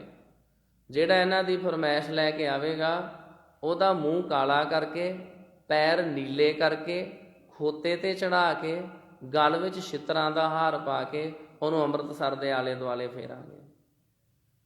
ਇਹ ਵਿਚਾਰੇ ਬੜੇ ਦੁਖੀ। ਪਹਿਲਾਂ ਲੋਕੀ ਕੀਰਤਨ ਕਰਨ ਸੱਦ ਲੈਂਦੇ ਸੀ, ਪ੍ਰੋਗਰਾਮ ਆ ਜਾਂਦੇ ਸੀ, ਉਹ ਵੀ ਹੁਣ ਬੰਦ ਹੋ ਗਏ। ਸਿੱਖ ਆਪੇ ਤਾਊ ਪੁਰਾਣੇ ਸਮੇਂ ਦਾ ਸਾਜ਼ ਆ। ਮਹਾਰਾਜ ਨੇ ਕਿਹਾ ਸਿੱਖੋ ਤੁਸੀਂ ਆਪੇ ਕੀਰਤਨ ਕਰ ਲਿਆ ਕਰੋ। ਉਹ ਸਿੱਖਾਂ ਨੂੰ ਮਹਾਰਾਜ ਨੇ ਕਿਰਪਾ ਕੀਤੀ, ਉਹਨਾਂ ਨੂੰ ਰਾਗ ਆਇਆ, ਵਿਦਿਆ ਬਖਸ਼ੀ, ਸਿੱਖਾਂ ਨੇ ਆਪੇ ਕੀਰਤਨ ਕਰਨਾ ਸ਼ੁਰੂ ਕਰ ਲਿਆ। ਜਿਹੜਾ ਰਾਗੀਆਂ ਦਾ ਗੁਜ਼ਾਰਾ ਚੱਲਦਾ ਸੀ ਉਹ ਵੀ ਬੰਦ ਹੋ ਗਿਆ। ਕੋਈ ਡਰਦਾ ਮਾਰਾ ਇਹਨਾਂ ਦੀ ਫਰਮਾਇਸ਼ ਲੈ ਕੇ ਵੀ ਨਾ ਜਾਵੇ। ਕਿਸੇ ਨੇ ਦੱਸਿਆ ਗੁਰੂ ਕੇ ਰਾਗੀਓ, ਜੇ ਤੁਸੀਂ ਆਪਣੇ ਆਪ ਨੂੰ ਬਖਸ਼ਾਉਣਾ ਚਾਹੁੰਦੇ ਜੇ ਲਾਹੌਰ ਜਾਓ, ਉੱਥੇ ਰਹਿੰਦੇ ਆ ਭਾਈ ਲੱਦਾ ਜੀ ਪਰਉਪਕਾਰੀ, ਉਹ ਤੁਹਾਨੂੰ ਬਖਸ਼ਾ ਸਕਦੇ ਆ। ਉਹਨਾਂ ਨੂੰ ਬੇਨਤੀ ਕੀਤੀ। ਭਾਈ ਲੱਦਾ ਜੀ ਨੇ ਆਪਣਾ ਮੂੰਹ ਕਾਲਾ ਕੀਤਾ, ਪੈਰ ਨੀਲੇ ਕੀਤੇ, ਗਲ ਵਿੱਚ ਜੁੱਤੀਆਂ ਦਾ ਹਾਰ ਪਾਇਆ, ਖੋਤੇ ਤੇ ਚੜ੍ਹ ਕੇ ਅੰਮ੍ਰਿਤਸਰ ਸਾਹਿਬ ਵਿਖੇ ਆਏ। ਗੁਰੂ ਅਰਜਨ ਸਾਹਿਬ ਜੀ ਮਹਾਰਾਜ ਨੇ ਪੁੱਛਿਆ ਕਿ ਕੌਤਕ ਕੀਤਾ ਭਾਈ ਲੱਦਾ ਜੀ, ਤੁਸੀਂ ਤੇ ਪਰਉਪਕਾਰੀ ਹੋ। ਉਹਨੇ ਕਿਹਾ ਜੀ ਮੈਂ ਇਹ ਕੰਮ ਕੀਤਾ ਹੀ ਪਰਉਪਕਾਰ ਵਾਸਤੇ ਆ ਸਤਿਗੁਰੂ ਜੀ। ਤੁਸੀਂ ਜਿਹੜਾ ਬਚਨ ਕੀਤਾ ਸੀ ਉਹ ਮੈਂ ਪੂਰਾ ਮਹਾਰਾਜ ਕਰ ਵਿਖਾਇਆ। ਮੈਂ ਆਪਣਾ ਮੂੰਹ ਆਪੇ ਕਾਲਾ ਕਰ ਲਿਆ। ਮੈਂ ਬੇਨਤੀ ਕਰਦਾ ਜੀ ਇਹ ਰਾਗੀ ਤੁਹਾਡੇ ਹੀ ਨੇ। ਹੋ ਜਾਂਦਾ ਗੁਰੂ ਸਾਹਿਬ ਜੀ ਕਿਤੇ ਨੀਕੀ ਕੋਈ ਗਲਤੀ ਹੋ ਜਾਂਦੀ, ਇਹਨਾਂ ਨੂੰ ਬਖਸ਼ ਦਿਓ। ਸ਼੍ਰੀ ਗੁਰੂ ਅਰਜਨ ਸਾਹਿਬ ਜੀ ਮਹਾਰਾਜ ਨੇ ਕਿਹਾ ਜਿਹੜੇ ਮੂੰਹ ਨਾਲ ਇਹਨਾਂ ਨੇ ਗੁਰੂ ਦੀ ਨਿੰਦਿਆ ਕੀਤੀ ਆ, ਉਸੇ ਮੂੰਹ ਦੇ ਨਾਲ ਹੁਣ ਗੁਰੂ ਦੀ ਉਸਤਤ ਕਰਨ, ਗੁਰੂ ਦੀਆਂ ਵਡਿਆਈਆਂ ਕਰਨ। ਗੁਰੂ ਸਾਹਿਬ ਜੀ ਪਰਮਾਤਮਾ ਜੀ ਬਖਸ਼ ਦੇਣਗੇ। ਉਹਨਾਂ ਰਾਗੀਆਂ ਨੇ ਫਿਰ ਵਾਰ ਗਾਈ, ਟਿੱਕੇ ਦੀ ਵਾਰ, ਰਾਮ ਕਲੀ ਕੀ ਵਾਰ, ਰਾਏ ਬਲਵੰਡ ਤਥਾ ਸੱਤੈ ਡੂਮ ਆਖੀ। ਦੋਵਾਂ ਭਰਾਵਾਂ ਨੇ ਵਾਰ ਗਾਈ। ਉਹ ਰਾਮ ਕਲੀ ਰਾਗ ਵਿੱਚ ਗੁਰੂ ਗ੍ਰੰਥ ਸਾਹਿਬ ਦੇ ਵਿੱਚ ਲਿਖੀ ਹੋਈ ਆ। ਉਹਨਾਂ ਦੇ ਪਾਪ ਬਖਸ਼ੇ ਗਏ। ਗੁਰੂ ਸਾਹਿਬ ਨੇ ਬਚਨ ਕੀਤਾ ਇਸ ਵਾਰ ਨੂੰ ਜਿਹੜੇ ਵੀ ਪਿਆਰ ਨਾਲ ਗਾਉਣਗੇ ਨਾ, ਉਹਨਾਂ ਦੇ ਦੁੱਖ ਰੋਗ ਦੂਰ ਹੋ ਜਾਣਗੇ। ਪੜ੍ਹ ਕੇ ਵੇਖੋ ਕਿਧਰੇ ਉਹ ਵਾਰ ਬੜੀ ਰਸ ਵਾਲੀ ਹੈ। 2 ਰਾਗੀ ਭਰਾਵਾਂ ਦੀ ਵਾਰ ਲਿਖੀ ਹੋਈ ਗੁਰੂ ਗ੍ਰੰਥ ਸਾਹਿਬ ਜੀ ਦੇ ਵਿੱਚ। ਇਹਨਾਂ ਵਿਛੜਿਆ ਹੋਇਆਂ ਨੂੰ ਕਿੰਨੇ ਮਿਲਾਇਆ? ਭਾਈ ਲੱਦਾ ਜੀ ਪਰਉਪਕਾਰੀ ਨੇ। ਕੋਈ ਆਣ ਮਿਲਾਵੇ ਮੇਰਾ ਪ੍ਰੀਤਮ ਪਿਆਰਾ, ਹੋਂ ਤਿਸ ਪੈ ਆਪ ਵਿਚਾਈ। ਜਿਹੜਾ ਮੈਨੂੰ ਮੇਰੇ ਪਰਮਾਤਮਾ ਜੀ ਦੇ ਨਾਲ ਮਿਲਾਵੇ, ਮੈਂ ਉਹਦੇ ਅੱਗੇ ਆਪਣਾ ਆਪਾ ਵੇਚ ਦਿਆਂ, ਉਹਦੇ ਤੋਂ ਆਪਣਾ ਸਭ ਕੁਝ ਕੁਰਬਾਨ ਕਰ ਦਿਆਂ। ਜਿਹੜਾ ਮੈਨੂੰ ਮੇਰੇ ਪਰਮਾਤਮਾ ਜੀ ਦੇ ਨਾਲ ਮਿਲਾਵੇ। ਜੇ ਸੁਖ ਦੇ ਤਾਂ ਤੁਝੈ ਅਰਾਧੀ, ਦੁੱਖ ਵੀ ਤੁਝੈ ਧਿਆਈ। ਜੇ ਵਾਹਿਗੁਰੂ ਜੀ ਤੁਸੀਂ ਮੈਨੂੰ ਸੁੱਖ ਦਿਓ, ਮੈਂ ਤਾਂ ਵੀ ਤੁਹਾਨੂੰ ਹੀ ਧਿਆਵਾਂ, ਸੁੱਖਾਂ ਦੇ ਵਿੱਚ ਵੀ ਨਾ ਤੁਹਾਨੂੰ ਭੁੱਲਾਂ। ਜੇ ਵਾਹਿਗੁਰੂ ਜੀ ਤੁਸੀਂ ਮੈਨੂੰ ਦੁੱਖ ਦੇ ਦਿਓ, ਇਹ ਵੀ ਤਾਂ ਤੁਹਾਡੀਆਂ ਦਾਤਾਂ ਨੇ, ਦੁੱਖ ਵੀ ਦਾਤ ਆ। ਇੱਕ ਨਾ ਦੁੱਖ ਭੂਖ ਸਦ ਮਾਰ, ਇਹ ਪੇ ਦਾਤ ਤੇਰੀ ਦਾਤਾਰ, ਇਹ ਪੇ ਦਾਤ ਤੇਰੀ ਦਾਤਾਰ। ਜੇ ਵਾਹਿਗੁਰੂ ਜੀ ਦੁੱਖ ਦੇ ਦੇਣ ਤਾਂ ਵੀ ਪਰਮਾਤਮਾ ਜੀ ਮੈਂ ਦੁੱਖਾਂ ਦੇ ਵਿੱਚ ਵੀ ਤੁਹਾਨੂੰ ਹੀ ਧਿਆਵਾਂ। ਇੱਕ ਰਾਜਾ ਸੀ, ਉਹਨੂੰ ਕਿਸੇ ਨੇ ਬਹੁਤ ਸੋਹਣੇ ਸੰਤਰੇ ਕਿੰਨੂ ਕਹਿ ਲਓ ਭੇਟਾ ਕੀਤੇ। ਲਾਗੇ ਮੰਤਰੀ ਬੈਠਾ ਸੀ। ਰਾਜੇ ਨੇ ਉਹ ਸੰਤਰੇ ਨੂੰ ਛਿੱਲਿਆ, ਵਿੱਚੋਂ ਇੱਕ ਫਾੜੀ ਆਪਣੇ ਮੰਤਰੀ ਨੂੰ ਦਿੱਤੀ। ਕਹਿਣ ਲੱਗਾ ਖਾ ਕੇ ਦੱਸ ਕਿੱਦਾਂ, ਮਿੱਠੇ ਆ ਕਿ ਖੱਟੇ ਆ? ਮੰਤਰੀ ਨੇ ਛਕਿਆ, ਕਹਿਣ ਲੱਗਾ ਜੀ ਬਹੁਤ ਆਨੰਦ ਵਾਲੇ, ਬੜੇ ਮਿੱਠੇ ਆ। ਜਦੋਂ ਰਾਜੇ ਨੇ ਫਾੜੀ ਖਾਧੀ, ਕਹਿਣ ਲੱਗਾ ਤੇ ਇੰਨੇ ਜ਼ਿਆਦਾ ਖੱਟੇ, ਐਵੇਂ ਮਿੱਠੇ ਕਹੀ ਜਾਣਾ। ਮੰਤਰੀ ਕਹਿਣ ਲੱਗਾ ਜੀ ਨਹੀਂ, ਤੁਹਾਡੇ ਇਹਨਾਂ ਹੱਥਾਂ ਦੇ ਰਾਹੀਂ ਤੁਸੀਂ ਮੈਨੂੰ ਕਿੰਨਾ ਨਿਵਾਜਿਆ, ਕਿੰਨੇ ਮਿੱਠੇ ਫਲ ਦਿੱਤੇ ਆ, ਕਿੰਨੀਆਂ ਦਾਤਾਂ ਬਖਸ਼ੀਆਂ, ਕਿੰਨੇ ਅਹੁਦੇ ਬਖਸ਼ੇ ਆ। ਜੇ ਅੱਜ ਤੁਹਾਡੇ ਹੱਥਾਂ ਰਾਹੀਂ ਮੈਨੂੰ ਖੱਟਾ ਫਲ ਵੀ ਮਿਲ ਗਿਆ, ਮੈਨੂੰ ਇਹ ਵੀ ਮਿੱਠਾ ਕਰਕੇ ਮੰਨਣਾ ਚਾਹੀਦਾ। ਜੇ ਵਾਹਿਗੁਰੂ ਜੀ ਨੇ ਇੰਨੇ ਸੁੱਖ ਦਿੱਤੇ ਨੇ, ਜੇ ਥੋੜਾ ਮਾੜਾ ਦੁੱਖ ਵੀ ਆ ਗਿਆ ਤੇ ਵੀ ਰੱਬ ਜੀ ਦੀਆਂ ਦਾਤਾਂ ਹੀ ਨੇ। ਉਹਦੇ ਵਿੱਚ ਵੀ ਪਰਮਾਤਮਾ ਜੀ ਨੂੰ ਧਿਆਉਣਾ ਚਾਹੀਦਾ, ਰੱਬ ਜੀ ਨੂੰ ਲਾਮੇ ਨਹੀਂ ਦੇਣੇ ਚਾਹੀਦੇ। ਜੇ ਭੁੱਖ ਦੇ ਤਾਂ ਤੁਝੈ ਅਰਾਧੀ, ਜੇ ਭੁੱਖ ਦੇ ਤਾਂ ਇਤ ਹੀ ਰਾਜਾ, ਦੁੱਖ ਵਿੱਚ ਸੁਖ ਮਨਾਈ। ਜੇ ਵਾਹਿਗੁਰੂ ਜੀ ਭੁੱਖ ਦੇਣ, ਉਹਦੇ ਵਿੱਚ ਵੀ ਰੱਜੇ ਰਹੀਏ। ਜੇ ਵਾਹਿਗੁਰੂ ਜੀ ਦੁੱਖ ਦੇਣ, ਉਹਦੇ ਵਿੱਚ ਵੀ ਸੁੱਖ ਹੀ ਮਨਾਈਏ, ਚੜ੍ਹਦੀ ਕਲਾ 'ਚ ਰਹੀਏ। ਤਨ ਮਨ ਕਾਟ ਕਾਟ ਸਭ ਅਰਪੀ, ਵਿੱਚ ਅਗਨੀ ਆਪ ਜਲਾਈ। ਸਤਿਗੁਰੂ ਜੀ ਆਪਣਾ ਤਨ ਮਨ ਸਭ ਕੁਝ ਕੱਟ ਕੇ ਤੁਹਾਨੂੰ ਭੇਟਾ ਕਰਦੇ ਆ, ਅੱਗ ਦੇ ਵਿੱਚ ਆਪਣਾ ਆਪ ਸਾੜਦੇ ਆ। ਮੇਰਾ ਤੇ ਕੁਝ ਵੀ ਨਹੀਂ, ਸਾਰੀਆਂ ਦਾਤਾਂ ਤੁਹਾਡੀਆਂ ਹੀ ਨੇ। ਪੱਖਾ ਫੇਰੀ ਪਾਣੀ ਢੋਵਾਂ, ਜੋ ਦੇਵੇਂ ਸੋ ਖਾਈ। ਸੰਗਤਾਂ ਦੀ ਪੱਖੇ ਨਾਲ ਸੇਵਾ ਕਰਾਂ, ਪਾਣੀ ਢੋਣ ਦੀ ਸੇਵਾ ਕਰਾਂ, ਜੋ ਆਪ ਜੀ ਬਖਸ਼ਿਸ਼ ਕਰੋ ਉਹੋ ਹੀ ਖਾਵਾਂ। ਨਾਨਕ ਗਰੀਬ ਟਹਿ ਪਿਆ ਦੁਆਰੇ, ਹਰ ਮੇਲ ਲੈਓ ਵਡਿਆਈ। ਦਾਸ ਨਾਨਕ ਗਰੀਬ ਨਿਮਰਤਾ ਸਹਿਤ ਤੁਹਾਡੇ ਦੁਆਰੇ ਦੇ ਉੱਤੇ ਢਹਿ ਪਿਆ ਹੈ। ਵਾਹਿਗੁਰੂ ਜੀ ਕਿਰਪਾ ਕਰਕੇ ਮੇਲ ਲਓ, ਇਹ ਤੁਹਾਡੀ ਵਡਿਆਈ ਹੈ। ਅੱਖੀ ਕਾਢ ਧਰੀ ਚਰਨਾ ਤਲ, ਸਭ ਧਰਤੀ ਫਿਰ ਮਤ ਪਾਈ। ਅੱਖਾਂ ਕੱਢ ਕੇ ਤੁਹਾਡੇ ਚਰਨਾਂ ਦੇ ਹੇਠਾਂ ਭੇਟਾ ਕਰਦੇ ਆ। ਇੰਨੀ ਨਿਮਰਤਾ, ਇੰਨਾ ਪਿਆਰ। ਸਾਰੀ ਧਰਤੀ ਫਿਰ ਕੇ ਵੇਖਾਂ, ਮਤਾਂ ਆਪ ਜੀ ਦੀ ਪ੍ਰਾਪਤੀ ਹੋ ਜਾਵੇ। ਮੇਰਾ ਪ੍ਰੀਤਮ ਮਿਲੇ ਕਿਤ ਗਲੀ, ਕਿਹੜੀ ਗਲੀ ਵਿੱਚ, ਕਿਹੜੀ ਥਾਂ ਤੇ ਮੈਨੂੰ ਮੇਰਾ ਪਰਮਾਤਮਾ ਮਿਲੇ। ਜੇ ਪਾਸ ਬਹਾਲੇ ਤਾਂ ਤੁਝੈ ਅਰਾਧੀ, ਜੇ ਮਾਰ ਕੱਢੈ ਪੀ ਧਿਆਈ। ਜੇ ਆਪਣੇ ਕੋਲ ਬਿਠਾਓ ਤਾਂ ਵੀ ਤੁਹਾਡਾ ਹੀ ਆਰਾਧਨ ਕਰਾਂ, ਜੇ ਮੈਨੂੰ ਮਾਰ ਕੇ ਕੱਢ ਦਿਓ ਤਾਂ ਵੀ ਤੁਹਾਨੂੰ ਹੀ ਧਿਆਵਾਂ। ਜੇ ਲੋਕ ਸਲਾਹੇ ਤਾਂ ਤੇਰੀ ਉਪਮਾ, ਜੇ ਨਿੰਦੈ ਤਾਂ ਛੋੜ ਨਾ ਜਾਈ। ਜੇ ਲੋਕੀ ਮੇਰੀ ਸਿਫਤ ਸਲਾਹ ਕਰਨ, ਮੇਰੀ ਵਡਿਆਈ ਕਰਨ, ਇਹ ਵੀ ਤੁਹਾਡੀ ਵਡਿਆਈ ਆ। ਜੇ ਲੋਕੀ ਮੇਰੀ ਨਿੰਦਿਆ ਕਰਨ ਤਾਂ ਵੀ ਤੁਹਾਨੂੰ ਮੈਂ ਛੱਡ ਕੇ ਨਹੀਂ ਜਾਣਾ। ਜੇ ਤੁਧ ਵੱਲ ਰਹਿ ਤਾਂ ਕੋਈ ਕਿਹੋ ਆਖੋ, ਤੁਧ ਵਿਸਰੈ ਮਰ ਜਾਈ। ਜੇ ਤੁਹਾਡੇ ਚਰਨਾਂ ਨਾਲ ਜੁੜੇ ਰਹੀਏ ਤੇ ਕਿਸੇ ਦੀ ਕੀ ਮਜਾਲ, ਕਿਸੇ ਨੇ ਕੀ ਕਹਿਣਾ। ਸਤਿਗੁਰੂ ਸੱਚੇ ਪਾਤਸ਼ਾਹ ਜੀ ਜੇ ਤੁਹਾਨੂੰ ਭੁਲਾ ਦਈਏ ਫਿਰ ਸਮਝੋ ਅਸੀਂ ਮਰੇ ਹੋਏ ਹਾਂ। ਵਾਰ ਵਾਰ ਜਾਈ ਗੁਰ ਉੱਪਰ ਪੈ ਪੈਰੀ, ਸੰਤ ਮਨਾਈ। ਵਾਰ ਵਾਰ ਤੁਹਾਡੇ ਤੋਂ ਕੁਰਬਾਨ ਜਾਵਾਂ, ਵਾਰਨੇ ਫੇਰਨੇ ਜਾਵਾਂ, ਤੁਹਾਡੇ ਚਰਨਾਂ ਦੇ ਉੱਤੇ ਨਮਸਕਾਰਾਂ ਕਰ ਕਰਕੇ ਤੁਹਾਨੂੰ ਮਨਾਵਾਂ। ਨਾਨਕ ਵਿਚਾਰਾ ਭਇਆ ਦੀਵਾਨਾ, ਹਰ ਤੋ ਦਰਸ਼ਨ ਕੈ ਤਾਈ। ਮੈਂ ਵਿਚਾਰਾ ਨਾਨਕ ਤੁਹਾਡਾ ਦੀਵਾਨਾ ਹਾਂ, ਤੁਹਾਡੇ ਨਾਲ ਪਿਆਰ ਕਰਨ ਵਾਲਾ ਹਾਂ, ਤੁਹਾਡੇ ਦਰਸ਼ਨਾਂ ਦੀ ਤਾਂਘ ਹੈ ਮੇਰੇ ਮਨ ਵਿੱਚ। ਝੱਖੜ ਝਾਂਗੀ ਮੀਂਹ ਵਰਸੈ, ਭੀ ਗੁਰ ਦੇਖਣ ਜਾਈ। ਬਹੁਤੀ ਤੇਜ਼ ਹਨੇਰੀ ਚੱਲਦੀ ਹੋਵੇ, ਝਾਂਗੀ ਦਾ ਅਰਥ ਹੈ ਮੈਂ ਸਹਾਰਾਂਗਾ ਤਾਂ ਵੀ, ਮੀਂਹ ਵਰਦਾ ਹੋਵੇ ਤਾਂ ਵੀ ਤੁਹਾਡੇ ਦਰਸ਼ਨ ਦਿਦਾਰੇ ਕਰਨ ਵਾਸਤੇ ਜਾਵਾਂ। ਮੌਸਮ ਦੀ ਅਦਲਾ ਬਦਲੀ ਵੀ ਨਾ ਰੁਕਾਵਟ ਨਾ ਪਾ ਸਕੇ। ਸਮੁੰਦ ਸਾਗਰ ਹੋਵੇ ਬਹੁ ਖਾਰਾ, ਗੁਰ ਸਿੱਖ ਲੰਘ ਗੁਰ ਪਹਿ ਜਾਈ। ਭਾਵੇਂ ਕਿੰਨਾ ਸਮੁੰਦਰ ਚੜਿਆ ਹੋਵੇ, ਪਾਣੀ ਚੜਿਆ ਹੋਵੇ, ਤਾਂ ਵੀ ਗੁਰੂ ਦਾ ਸਿੱਖ ਵਿੱਚੋਂ ਲੰਘ ਕੇ ਤੇ ਗੁਰੂ ਦੇ ਦਰਸ਼ਨ ਦਿਦਾਰੇ ਕਰਨ ਵਾਸਤੇ ਜਾਵੇ। ਜਿਵੇਂ ਭਾਈ ਗੁਰਦਾਸ ਜੀ ਆਗਰੇ ਤੋਂ ਸੰਗਤ ਲੈ ਕੇ ਆਏ ਤੇ ਗੋਇੰਦਵਾਲ ਸਾਹਿਬ ਵਿਖੇ ਬਿਆਸ ਦਰਿਆ ਨੂੰ ਪਾਰ ਕਰਕੇ ਗੁਰੂ ਅਮਰਦਾਸ ਸਾਹਿਬ ਜੀ ਮਹਾਰਾਜ ਦੇ ਦਰਸ਼ਨ ਕੀਤੇ। ਜਿਉ ਪ੍ਰਾਣੀ ਜਲ ਬਿਨ ਹੈ ਮਰਤਾ, ਤਉ ਸਿੱਖ ਗੁਰ ਬਿਨ ਮਰ ਜਾਈ। ਜਿਵੇਂ ਕੋਈ ਜੀਵ ਪਾਣੀ ਤੋਂ ਬਿਨਾਂ ਮਰ ਜਾਂਦਾ ਹੈ, ਰੋਟੀ ਤੇ ਆਦਿਕ ਤੋਂ ਬਿਨਾਂ ਅਸੀਂ ਜੀਂਦੇ ਰਹਿ ਸਕਦੇ ਹਾਂ, ਪਾਣੀ ਤੋਂ ਬਿਨਾਂ ਮਰ ਜਾਂਦੇ ਹਾਂ, ਇਸੇ ਤਰ੍ਹਾਂ ਗੁਰੂ ਦਾ ਸਿੱਖ ਗੁਰੂ ਤੋਂ ਬਿਨਾਂ ਮਰ ਜਾਂਦਾ। ਜਿਉ ਧਰਤੀ ਸ਼ੋਭ ਕਰੇ ਜਲ ਬਰਸੈ, ਤਿਉ ਸਿੱਖ ਗੁਰ ਮਿਲ ਬਿਗਸਾਈ। ਜਦੋਂ ਧਰਤੀ ਦੇ ਉੱਤੇ ਮੀਂਹ ਪੈਂਦਾ, ਧਰਤੀ ਖੁਸ਼ ਹੁੰਦੀ ਆ, ਪੇੜ ਪੌਦੇ ਖੁਸ਼ ਹੁੰਦੇ ਆ, ਇਸੇ ਤਰ੍ਹਾਂ ਗੁਰੂ ਦਾ ਸਿੱਖ ਗੁਰੂ ਨੂੰ ਮਿਲ ਕੇ ਪ੍ਰਸੰਨ ਹੁੰਦਾ। ਸੇਵਕ ਕਾ ਹੋਏ ਸੇਵਕ ਵਰਤਾਂ, ਕਰ ਕਰ ਬਿਨੋ ਬੁਲਾਈ। ਜਿਹੜੇ ਤੁਹਾਡੇ ਸੇਵਕ ਨੇ ਮੈਂ ਉਹਨਾਂ ਦਾ ਵੀ ਸੇਵਕ ਬਣਾ ਤੇ ਬੇਨਤੀਆਂ ਕਰ ਕਰਕੇ ਉਹਨਾਂ ਦਾ ਸਤਿਕਾਰ ਕਰਾਂ। ਨਾਨਕ ਕੀ ਬੇਨੰਤੀ ਹਰ ਪੈ, ਗੁਰ ਮਿਲ ਗੁਰ ਸੁਖ ਪਾਈ। ਮੇਰੀ ਵਾਹਿਗੁਰੂ ਜੀ ਤੁਹਾਡੇ ਚਰਨਾਂ 'ਚ ਬੇਨਤੀ ਹੈ ਵੀ ਆਪ ਜੀ ਮੈਨੂੰ ਮਿਲੋ। ਇਹਦੇ ਵਾਸਤੇ ਮੈਂ ਤੁਹਾਡੇ ਚਰਨਾਂ 'ਚ ਬੇਨਤੀਆਂ ਕਰਦਾ ਹਾਂ, ਮਿਲਾਪ ਵਿੱਚ ਹੀ ਸੁੱਖ ਹੈ। ਤੂੰ ਆਪੇ ਗੁਰ ਚੇਲਾ ਹੈ, ਆਪੇ ਗੁਰ ਵਿੱਚ ਦੇ ਤੁਝੇ ਧਿਆਈ। ਸਤਿਗੁਰੂ ਜੀ ਤੁਸੀਂ ਆਪ ਹੀ ਗੁਰੂ ਹੋ, ਆਪ ਹੀ ਚੇਲੇ ਹੋ, ਸਿੱਖਾਂ ਦੇ ਰੂਪ ਵਿੱਚ ਵੀ ਤੁਸੀਂ ਆਪ ਹੀ ਹੋ, ਸਿੱਖਾਂ ਦੇ ਰੂਪ 'ਚ ਬੇਨਤੀਆਂ ਕਰਨ ਵਾਲੇ ਵੀ ਤੁਸੀਂ ਆਪ ਹੀ ਹੋ, ਆਪ ਹੀ ਆਪਣੀਆਂ ਨਾਮ ਦੀਆਂ ਦਾਤਾਂ ਬਖਸ਼ਿਸ਼ ਕਰਨ ਵਾਲੇ ਹੋ। ਜੋ ਤੁਧ ਸੇਵੈ ਸੋ ਤੂੰ ਹੈ, ਹੋਵੇਂ ਤੁਧ ਸੇਵਕ ਪੈਜ ਰਖਾਈ।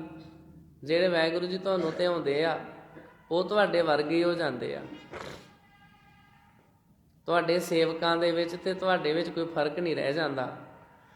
ਆਪਣੇ ਪਿਆਰਿਆਂ ਦੀ ਇੱਜ਼ਤ ਤੁਸੀਂ ਆਪ ਰੱਖਦੇ ਹੋ। ਭੰਡਾਰ ਭਰੇ ਭਗਤੀ ਹਰ ਤੇਰੇ, ਜਿਸ ਭਾਵੈ ਤਿਸ ਦੇਵਾਈ। ਤੁਹਾਡੇ ਤੇ ਜੀ ਭਗਤੀ ਦੇ ਭੰਡਾਰੇ ਭਰੇ ਹੋਏ ਆ, ਜਿਹਦੀ ਝੋਲੀ 'ਚ ਭਗਤੀ ਦੀਆਂ ਦਾਤਾਂ ਪਾਉਂਦੇ ਉਹਨੂੰ ਇਹ ਦਾਤਾਂ ਮਿਲ ਜਾਂਦੀਆਂ। ਜਿਸ ਤੋਂ ਦੇਹ ਸੋਈ ਜਨ ਪਾਏ, ਹੋਰ ਨਿਫਲ ਸਭ ਚਤੁਰਾਈ। ਜਿਹਨੂੰ ਤੁਸੀਂ ਇਹ ਦਾਤਾਂ ਬਖਸ਼ਦੇ ਹੋ ਉਹੀ ਇਹ ਦਾਤਾਂ ਪ੍ਰਾਪਤ ਕਰਦਾ। ਸਾਡੀਆਂ ਜਿਹੜੀਆਂ ਚਤੁਰਾਈਆਂ ਨੇ ਨਿਸ਼ਫਲ ਨੇ, ਸਾਡੀਆਂ ਚਤੁਰਾਈਆਂ ਚਲਾਕੀਆਂ ਕਿਸੇ ਕੰਮ ਨਹੀਂ ਆਉਂਦੀਆਂ। ਸਿਮਰ ਸਿਮਰ ਸਿਮਰ ਗੁਰ ਆਪਣਾ, ਸੋਇਆ ਮਨ ਜਾਗਾਈ। ਪਰਮਾਤਮਾ ਜੀ ਨੂੰ ਸਿਮਰ ਕੇ, ਯਾਦ ਕਰਕੇ, ਚੇਤੇ ਕਰ ਕਰਕੇ ਅਗਿਆਨਤਾ ਦੇ ਵਿੱਚ ਸੁੱਤੇ ਹੋਏ ਮਨ ਨੂੰ ਜਗਾਈਏ। ਇੱਕ ਦਾਨ ਮੰਗੈ ਨਾਨਕ ਵਿਚਾਰਾ, ਹਰ ਦਾਸਨ ਦਾਸ ਕਰਾਈ। ਮੈਂ ਵਾਹਿਗੁਰੂ ਜੀ ਤੁਹਾਡੇ ਦਰ ਤੋਂ ਇਹ ਦਾਨ ਮੰਗਦਾ ਹਾਂ ਵੀ ਮੇਰੇ ਤੇ ਕਿਰਪਾ ਕਰੋ, ਮੈਨੂੰ ਆਪਣੇ ਦਾਸਾਂ ਦਾ ਵੀ ਦਾਸ ਬਣਾਓ। ਜੇ ਗੁਰ ਝਿੜਕੇ ਤਾਂ ਮੀਠਾ ਲਾਗੈ, ਜੇ ਬਖਸ਼ੇ ਤਾਂ ਗੁਰ ਵਡਿਆਈ। ਜੇ ਗੁਰੂ ਸਾਹਿਬ ਜੀ ਤੁਸੀਂ ਮੈਨੂੰ ਝਿੜਕੋ ਵੀ, ਇਹ ਵੀ ਮੈਨੂੰ ਮਿੱਠਾ ਲੱਗਦਾ, ਕਿਉਂਕਿ ਤੁਸੀਂ ਮੈਨੂੰ ਝਿੜਕਦੇ ਵੀ ਮੇਰੇ ਭਲੇ ਦੇ ਵਾਸਤੇ ਹੀ ਹੋ, ਤੇ ਜੇ ਤੁਸੀਂ ਮੈਨੂੰ ਬਖਸ਼ਦੇ ਹੋ ਇਹ ਵੀ ਤੁਹਾਡੀ ਵਡਿਆਈ ਹੈ। ਗੁਰਮੁਖ ਬੋਲੇ ਸੋ ਥਾਏ ਪਾਏ, ਮਨਮੁਖ ਕਿਛ ਥਾਏ ਨਾ ਪਾਈ। ਜਿਹੜੇ ਗੁਰਮੁਖ ਬਚਨ ਕਰਦੇ ਹੋ ਕਿਸੇ ਥਾਏ ਪੈਂਦੇ ਆ। ਗੁਰਮੁਖਾਂ ਦੇ ਬਚਨਾਂ ਨਾਲ ਕਈਆਂ ਦਾ ਪਾਰ ਉਤਾਰਾ ਹੁੰਦਾ। ਜੋ ਮਨਮੁਖ ਬੋਲਦੇ ਨੇ ਉਹ ਕਿਸੇ ਥਾਏ ਨਹੀਂ ਪੈਂਦਾ। ਪਾਲਾ ਕੱਕਰ ਵਰਫ ਵਰਸੈ, ਗੁਰ ਸਿੱਖ ਗੁਰ ਦੇਖਣ ਜਾਈ। ਭਾਵੇਂ ਕਿੰਨਾ ਵੀ ਪਾਲਾ ਹੋਵੇ, ਭਾਵੇਂ ਕੱਕਰ ਪੈਂਦਾ ਹੋਵੇ, ਭਾਵੇਂ ਬਰਫ਼ ਪੈਂਦੀ ਹੋਵੇ, ਗੁਰੂ ਦੇ ਸਿੱਖ ਤਾਂ ਵੀ ਗੁਰੂ ਜੀ ਦੇ ਦਰਸ਼ਨ ਕਰਨ ਵਾਸਤੇ ਜਾਂਦੇ ਆ। ਇੱਥੇ ਵੀ ਜਦੋਂ ਅੱਤ ਦੀ ਠੰਡ ਹੁੰਦੀ ਆ ਉਦੋਂ ਵੀ ਸਿੱਖ ਸੰਗਤਾਂ 3:30 ਵਜੇ 3 ਵਜੇ ਗੁਰਦੁਆਰਾ ਸਾਹਿਬ ਆ ਜਾਂਦੀਆਂ ਵਾ। ਭਾਵੇਂ ਕਿੰਨੀ ਸਿਆਲ ਦੀ ਰੁੱਤ ਹੋਵੇ। ਵਿਦੇਸ਼ਾਂ ਦੇ ਵਿੱਚ ਵੀ ਇਸ ਤਰ੍ਹਾਂ ਹੀ ਦੇਖਿਆ ਵਾ, ਕਿੰਨੀ ਕਿੰਨੀ ਬਰਫ਼ ਚੜੀ ਹੁੰਦੀ ਆ, ਉਹ ਗੁਰੂ ਦੇ ਪਿਆਰੇ ਤਾਂ ਵੀ ਜਿਹੜੇ ਇੰਨੀ ਬਰਫ਼ ਦੇ ਵਿੱਚ ਵੀ ਬਾਹਰ ਬਰਫ਼ ਪੈ ਰਹੀ ਹੁੰਦੀ ਆ, ਉਹ ਤਾਂ ਵੀ ਲਿਆਣ ਕੇ ਅੰਮ੍ਰਿਤ ਵੇਲੇ 3:30 4 ਵਜੇ ਲਿਆਣ ਕੇ ਆਪਣੀਆਂ ਗੱਡੀਆਂ ਗੁਰਦੁਆਰੇ 'ਚ ਖੜੀਆਂ ਕਰ ਦਿੰਦੀਆਂ। ਜਿਹੜੇ ਗੁਰੂ ਦੇ ਪਿਆਰੇ ਮੌਸਮ ਦੀ ਪਰਵਾਹ ਨਹੀਂ ਕਰਦੇ, ਜਿਨ੍ਹਾਂ ਨੇ ਆਪਣੇ ਜਿੰਮੇ ਕੋਈ ਸੇਵਾ ਲਈ ਹੋਵੇ, ਉਹ ਗੁਰੂ ਚਰਨਾਂ ਵਿੱਚ ਹਾਜ਼ਰ ਹੋ ਹੀ ਜਾਂਦੇ ਨੇ। ਸਤਿਗੁਰੂ ਜੀ ਬਖਸ਼ਿਸ਼ ਕਰਦੇ ਨੇ, ਸਭ ਦਿਨ ਸਰੈਣ ਦੇਖੋ ਗੁਰ ਆਪਣਾ, ਵਿੱਚ ਅੱਖੀਂ ਗੁਰ ਪੈਰ ਧਰਾਈ। ਸਾਰਾ ਦਿਨ ਸਾਰੀ ਰਾਤ ਗੁਰੂ ਦੇ ਦਰਸ਼ਨਾਂ ਦੇ ਵਿੱਚ ਹੀ ਮੈਂ ਇੱਕ ਹੋਇਆ ਰਵਾਂ, ਆਪਣੀਆਂ ਅੱਖਾਂ ਦੇ ਵਿੱਚ ਗੁਰੂ ਦੇ ਚਰਨ ਟਿਕਾ ਲਵਾਂ, ਗੁਰੂ ਦੇ ਉਪਦੇਸ਼ ਟਿਕਾ ਲਵਾਂ। ਅਨੇਕ ਉਪਾਵ ਕਰੀ ਗੁਰ ਕਾਰਨ, ਗੁਰ ਭਾਵੈ ਸੋ ਥਾਏ ਪਾਈ।